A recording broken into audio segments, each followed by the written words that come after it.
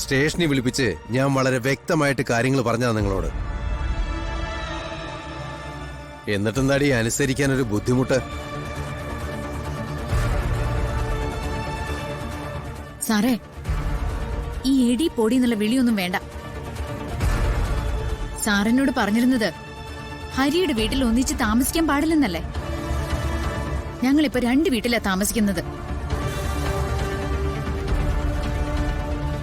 വഴിയിൽ വെച്ച് ഞാൻ ആരെ കാണണം, ആരോട് സംസാരിക്കണം എന്നൊക്കെ സാറിനോട് അനുവാദം ചോദിക്കേണ്ട കാര്യമുണ്ടോ? ഉണ്ടെങ്കിൽ അല്ല, സാറിന് ഭാര്യയില്ലേ? അവര് പുറത്തുവെച്ച് ആണുങ്ങൾ ആരോട് സംസാരിക്കാറില്ലേ? അങ്ങനെ സംസാരിച്ചാ സാർ അവിഹിതത്തിന് കേസെടുക്കോ? അങ്ങനെയാണോ ശീലം? നീ എന്റെ കുടുംബകാര്യങ്ങൾ പറയാറായോടി? എന്റെ വ്യക്തിപരമായ കാര്യങ്ങള് സാർ ആവശ്യമില്ലാതെ തലയിട്ടാൽ തിരിച്ചത് എനിക്ക് സാധിക്കും സർ.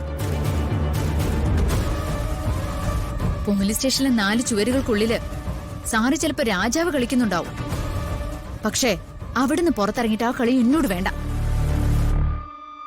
വ്യക്തി സ്വാതന്ത്ര്യത്തിന്റെ പരിധിയൊക്കെ എനിക്കും അറിയാം. ഓ, രണ്ടുപേരും കൂടി ഈ വിപ്ലവമൊക്കെ ആയിരിക്കും സംസാരിച്ചുകൊണ്ടിരുന്നത്.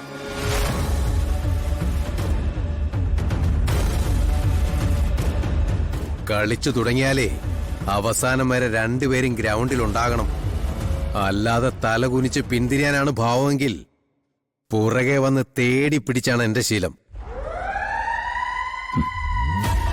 സാറേ, നാട്ടിൽ പരിഹരിക്കപ്പെടാത്ത ഇഷ്ടം പോലെ പ്രശ്നങ്ങളുണ്ട്. ഈ ചങ്കൂറ്റൊക്കെ ആ കാര്യങ്ങൾ കാണിച്ചുകൂടെ സാറിന്? അല്ല, നാട്ടുകാർക്കിടയിൽ നല്ല പേരുണ്ടാവും. ചിലപ്പോ നല്ല സർവീസിന് ഒരു പാരിതോഷികവും കിട്ടും.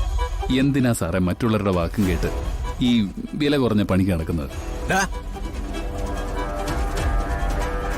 ഓ, സാറിന്റെ കയ്യില് ഞാൻ പെണ്ണ് പിടിച്ച കേസ് ഇരിക്കുകയാണല്ലോ.